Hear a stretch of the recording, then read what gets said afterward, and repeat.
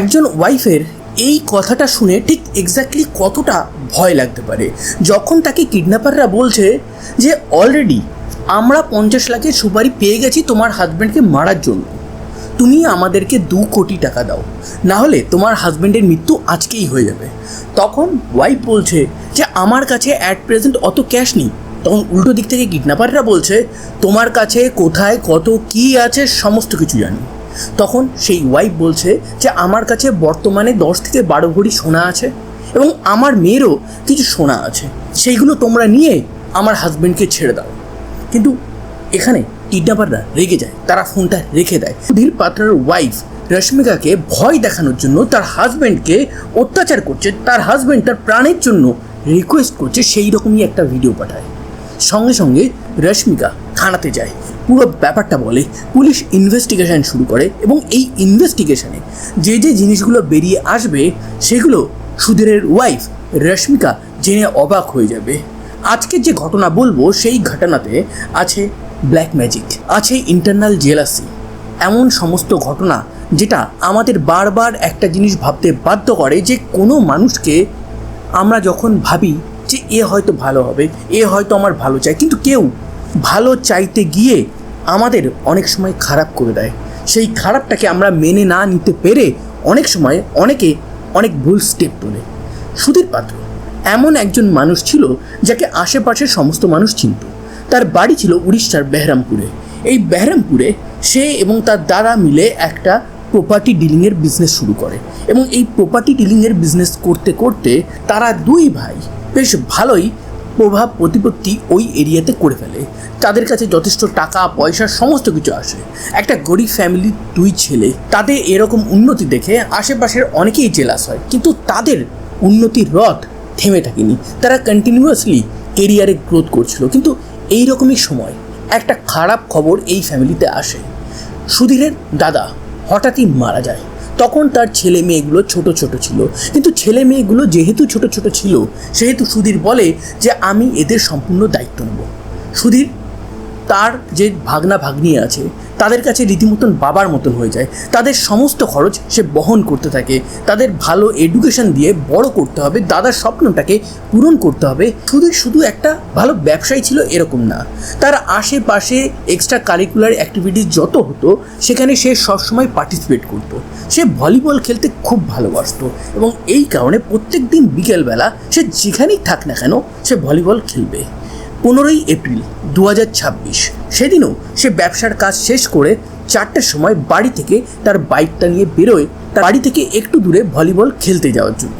সে এরকম প্রত্যেক দিনই যেত, সেহেতু তার ওয়াইফ জানতো মোটামুটি সন্ধ্যাবেলা 6টা কি 6:30 এর মধ্যে সুধীর বাড়ি চলে আসবে। কিন্তু 15ই এপ্রিল সুধীর ওই যে ভলিবল খেলতে গেল সে আর ফেরত এলো না।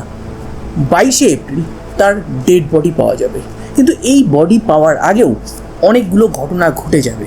সেগুলো কি, যখন সেই রাত্রেবেলা 8টা বেজে যাওয়ার পরেও সুধীরের ফোনটা কন্টিনিউয়াসলি সুইচ অফ বলতে থাকে, তখন তার ওয়াইফ বেশ চিন্তিত হয়ে পড়ে। সে প্রতিবেশীদের আত্মীয় স্বজনদেরকে এই ব্যাপারটা বলতে থাকে। সেই মুহূর্তে হঠাৎই সুধীরের ওয়াইফ রশ্মিকার ফোনে একটা ফোন আসে এবং সেখানে অপর দিক থেকে কেউ একটা বলে অলরেডি তোমার হাজব্যান্ডকে আমরা কিডন্যাপ করে রেখে দিয়েছি, 50 লাখের সুপারি এসেছে, তোমার হাজব্যান্ডকে মেরে দেবো যদি না 2 কোটি টাকা আমাদেরকে ট্রান্সফার করো। তখন রশ্মিকা বলে আমাদের কাছে অত টাকা অ্যাট প্রেজেন্ট নেই। তখন উল্টো দিকে কিডন্যাপার, সে যেন সব জানতা, সে বলে যে আমরা খুব ভালো করেই জানি তোমাদের কতটা প্রভাব প্রতিপত্তি এবং কতটা পয়সা আছে, তোমাদের কাছে 2 কোটি টাকাটা কোনো ম্যাটারই না, সেহেতু যত তাড়াতাড়ি টাকাটা দিয়ে দেবে ততই ভালো হবে, না হলে সুধীরকে আর কোনো দিনও দেখতে পাবে না। তখন সুধীরের ওয়াইফ রশ্মিকা একটা অফার তাদেরকে দেয় যে আমার কাছে বর্তমানে 12 ভরি সোনার গয়না আছে, সেটা তোমরা নিয়ে নাও। কিন্তু এই কথাতে কিডন্যাপাররা একদমই গলে না। তারপর রশ্মিকা আর একটা অফার দেয়, আমার মেয়ের কাছেও 8 থেকে 10 ভরি গয়না আছে, সেটাও নিয়ে নাও, দরকার হলে পরে আমরা এক্সট্রা মানি আরও দিয়ে দেবো, কিন্তু সুধীরকে তোমরা মারধর করো না, সুধীরকে তোমরা ছেড়ে দাও। তখন কিডন্যাপাররা কোথাও না কোথাও একটু কনফিউজ হয়ে যায়, তারা ফোনটা কেটে দেয় এবং খানিকক্ষণ পর হোয়াটসঅ্যাপে একটা ভিডিও আসে এবং সেই ভিডিওতে দেখা যায় যে সুধীর কোথাও একটা জঙ্গলের মধ্যে বসে আছে, সে নিজের প্রাণের ভিক্ষা চাইছে, তার কানের পাশে একটা বন্দুক ঠেকানো আছে এবং সে বারবার কাউকে যেন একটা বলছে আমাকে ছেড়ে দাও, আমাকে ছেড়ে দাও, তোমাদের যা চাই সেটা আমি তোমাদেরকে দেব, তোমরা আমাকে মেরো না। এটা দেখার পর কোথাও না কোথাও সুধীরের ওয়াইফ রেশমিকা সে আরও চিন্তায় পড়ে যায়। এরপর কিডন্যাপাররা যখন আবার ফোন করে তখন রেশমিকা বলে যে আমি আরও টাকার ব্যবস্থা করছি, তোমরা সুধীরকে ছেড়ে দাও। তখন কিডন্যাপাররা কোথাও না কোথাও ভাবে যে এটাই হয়তো পারফেক্ট ডিল হবে। তখন কিডন্যাপাররা বলে যে তুমি যখন আমাদের কাছে আসবে টাকা এবং গয়নাটা নিয়ে, মোটেও গাড়িতে আসবে না, আসবে বাইকে। আমরা সারা রাস্তা তোমার উপর নজর রাখবো এবং পুলিশকে কখনো খবর দেওয়ার চেষ্টাও করবে না। যদি পুলিশকে খবর দাও এবং আমরা যদি বুঝতে পারি যে পুলিশ আমাদের পিছু নিচ্ছে, তাহলে তুমি তোমার হাজব্যান্ডকে আর কোনো দিনও দেখতে পাবে না। কিডন্যাপাররা এই কলটা কেটে দেওয়ার পরেই রেশমিকা বুঝতে পারে যে এখানে ডাল মে কুচ কালা হে। সে যদি এই পুরো জিনিসটা একা একা করতে যায় তাহলে তার সোনা গয়না টাকা পয়সা সাথে হাজব্যান্ডও হয়তো তাকে আর কোনোদিনও দেখতে পাবে না। সেই কারণে সে পুলিশের কাছে যায়। পুলিশ পুরো ব্যাপারটা ইনভেস্টিগেশন শুরু করে এবং এই ইনভেস্টিগেশন শুরু হতেই কিডন্যাপাররা আর কোনোভাবে কোনো যোগাযোগ করে না, একদম সাইলেন্ট হয়ে যায়। এবার পুলিশ প্রথমেই চেক করে digital footprint and CCTV camera check করতেই তারা দেখে 4টের সময় সুধীর সে ভলিবল খেলতে তার বাইক করে যাচ্ছে, অ্যান্ড যখন সে রিটার্ন করে তখনও সে তার লাল বাইক করেই গেছে। কিন্তু একটা জায়গার পর সুধীরকে আর দেখা যায় না। তার মানে ওই এরিয়াতেই তাকে হয়তো কিডন্যাপ করে অন্য কোনো রাস্তায় নিয়ে যাওয়া হচ্ছে। পুলিশ যখন বারবার এই সিসিটিভি ফুটেজগুলো ঘুরিয়ে ঘুরিয়ে দেখতে শুরু করে তখন তারা দেখে যে একটা স্করপিও গাড়ি তাকে ফলো করছে এবং ওই স্করপিও গাড়িতে বেশ কয়েকজন লোক আছে। তো পুলিশ ধরেই নেয় ওই স্করপিও গাড়িতেই হয়তো একে কিডন্যাপ করা হয়েছে। এবার স্করপিও গাড়ির যে নাম্বার প্লেট আছে সেটা যখন পুলিশ তদন্ত করে দেখা যায় ওটা একটা ফেক নাম্বার প্লেট। এবার ওই যে স্করপিও গাড়িটা আছে সেটাও পুলিশ খুঁজে পায়, খারাপ অবস্থায় খুঁজে পায়। তার মানে পুলিশ বুঝতে পারে যে এই স্করপিও গাড়িতেই সুধীরকে তোলা হয়েছিল, কিন্তু খানিক দূর যেতেই এই গাড়িটাও খারাপ হয়ে যায়। তো তাদের অলরেডি একটা ব্যাকআপ গাড়ি ছিল, সেই গাড়িতে হয়তো সুধীরকে ফাইনালি তোলা হয়। এবার এই সমস্ত ঘটনার পিছনে কারা দায়ী সেই জিনিসটা খুঁজতে হবে। তারা ডিজিটাল ট্রেলের মাধ্যমে এই সমস্ত কিছু চেক করতে থাকে। সেই সমস্ত জিনিস দেখতে গিয়ে তারা ডাম্প ডেটা চেক করে এবং এই ডাম্প ডেটা চেক করতেই ওই যে রাস্তা আছে সেই সময় যতগুলো সেল নাম্বার অ্যাক্টিভেট ছিল তাদের সাথে কাদের কানেকশন ছিল সেই সমস্ত কিছু দেখতে দেখতে এক্স্যাক্টলি তারা কয়েকজনকে আইডেন্টিফাই করে এবং এই যে কয়েকজন আছে তাদেরকে দেখা মাত্রই সুধীরের ওয়াইফ রশ্মিকা একদম অবাক হয়ে যাবে। এরা তো ঘরের লোক। প্রথম পুলিশ অ্যারেস্ট করে ওই বাড়িরই মেয়ে নিবেদিতাকে, তারপর তারা অ্যারেস্ট করে ওই বাড়িরই ছেলে তুষারকে। এবার নিবেদিতা আর তুষারকে আমি আগেই বলেছিলাম যে সুধীরের এক বড় দাদা ছিল, সেই দাদার হঠাৎ মৃত্যু হয়ে যায়। সেই দাদার এক ছেলে এবং এক মেয়ে ছিল, এরাই হচ্ছে তারা। এবার নিবেদিতা আর তুষারকে যখন থানাতে ডেকে নিয়ে জিজ্ঞাসাবাদ করা হয় তখন তারা প্রথমেই সমস্ত কিছু অস্বীকার করে, কিন্তু আস্তে আস্তে পুলিশ এক এক করে সমস্ত ডিজিটাল ট্রেন সিসিটিভি ফুটেজ এক এক করে দেখানো শুরু করে, তখন তারা মানতে বাধ্য হয় এবং তাদের কথাতেই আরও 7 থেকে 8 জনকে অ্যারেস্ট করা হয়। এবার আপনাদের জানতে নিশ্চয়ই মন চাইছে যে কেন নিবেদিতা আর তুষার তাদের বাবা সম কাকাকে এরকমভাবে হত্যা করলো। কারণ অলরেডি 7 দিন পার হয়ে গেছিলো, 7 দিন পরেই এই অ্যারেস্টটা হয়েছিল এবং অ্যারেস্টের পর সমস্ত ক্রিমিনালরা কোথায় তারা সুধীরের বডিটা ফেলেছিল সেটা আইডেন্টিফাই করিয়ে দেয়।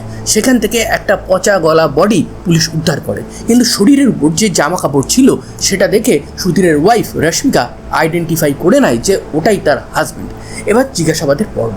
জিজ্ঞাসাবাদের প্রথমেই নিবেদিতাকে এবং তুষারকে দিয়ে জিজ্ঞাসাবাদ শুরু হয় এবং সেই জিজ্ঞাসাবাদে বেরিয়ে আসে বাইরে থেকে পারফেক্ট দেখা একটা ফ্যামিলির কঙ্কালসার অবস্থা। এখানে ভাগ্নি কাকার উপর প্রচণ্ডই রেগেছিল। তার পিছনে 3টে কারণ ছিল। প্রথম কারণ, তার বাবার যে মৃত্যু হয়েছিল সেই মৃত্যুটা নর্মাল মৃত্যু বলে কখনো নিবেদিতা আর তুষার মেনেই নিতে পারেনি। তারা মনে মনে এটাই ভাবতো তার বাবার মৃত্যুর পিছনে কোথাও না কোথাও তাদের কাকা সুধীরের হাত আছে। এই সুধীর কোনো না কোনোভাবে তাদের বাবাকে মেরে ফেলেছে, কিন্তু সেটা কেউ বুঝতে পারেনি। এই কারণে এই জিনিসটা নিয়ে তারা মনে মনে ভাবতো এবং একটা সময় তারা কালো জাদুরও অবলম্বন নেয় এবং এর ফলে তাদের মনে আরও এই ধারণাটাই গাঢ় হয় যে তাদের বাবার মৃত্যু নর্মাল ছিল না। এবার তাদের বাবার মৃত্যুর পিছনে তাদের কাকা দায়ী এটা তো ভেবে নিয়েছে, কিন্তু তাদের কাকা কেন মারলো তাদের বাবাকে, সেই ক্ষেত্রে তারা কারণ দেয় প্রপার্টি।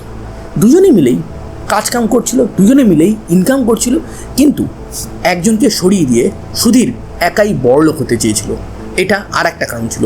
পরবর্তী সময়ে তাদের কাকা সমস্ত বিজনেস নিজের আন্ডারে নিয়ে নেয়, জমি জমা আস্তে আস্তে বেচতে থাকে। এইটা দেখে তারা তাদের ভাগ চাইতে যায়, কিন্তু তাদের কাকা বলে যে তোমাদের বয়স এখনও অতটা হয়নি যে তোমরা প্রপার্টি বুঝতে পারবে, তো আগে পড়াশুনো ঠিকঠাক করে কমপ্লিট করো, দেন তোমাদের ভাগ আমি তোমাদেরকে দিয়ে দেবো। তো এই ক্ষেত্রে নিবেদিতা তুষার ভাবে যে আমাদের হকের প্রপার্টি আমাদের কাকা সুধীর হারপিয়ে নিচ্ছে, এবং এখান থেকে মনে মনে একটা তারা শত্রুতা শুরু করে দেয়। নিবেদিতা এবার ইনভেস্টিগেশন রুমে এটাও বলে যে কাকা এতটা ডমিনেটিং ছিল, আমি একজনের সাথে প্রেম করেছিলাম, তার সাথে প্রেম সম্পর্কটা যখন জানাজানি হয়ে যায়, আমার কাকা সুধীর সেই সম্পর্কটা একদমই মেনে নেয় না, একদমই তার এগেনস্টে চলে যায়। তার সাথে সে প্রেম করেছিল কালু বলে এক শুটারের সাথে, এবং এই শুটারও কিন্তু এই পুরো ঘটনায় জড়িত আছে। যাদেরকে অ্যারেস্ট করা হয়েছিল তাদের মধ্যে এই কালু ছিল এবং কালুর কিছু সাগরেদরাও ছিল। যাই হোক, এই সমস্ত জিনিস বলার পর একটা বাইরে থেকে সুন্দর দেখা পারফেক্ট ফ্যামিলির কঙ্কালসার অবস্থা পুরো উড়িষ্যার সামনে চলে আসে। মানে এই কেসে যারা অ্যারেস্ট হয়েছে তারা প্রত্যেকেই জেলে আছে এবং খুব তাড়াতাড়ি এদের ট্রায়াল শুরু হবে। এই কেসের আর যদি কোনো আপডেট আসে সেটা আমি আপনাদেরকে অবশ্যই জানিয়ে দেবো। তো এই ছিল আজকের একটা ছোট্ট ট্রু ক্রাইম ঘটনা। এই রকম রিয়েল লাইফ ট্রু ক্রাইম ঘটনা ইন স্টোরি ফরম্যাটে যদি আপনারা শুনতে চান তাহলে অবশ্যই আমার চ্যানেলটিকে সাবস্ক্রাইব করবেন। সাবধানে থাকবেন, সতর্ক থাকবেন এবং আনন্দে থাকবেন। আবার দেখা হবে নতুন কোনো এক ভেরি ইন্টারেস্টিং ট্রু ক্রাইম ঘটনার সাথে।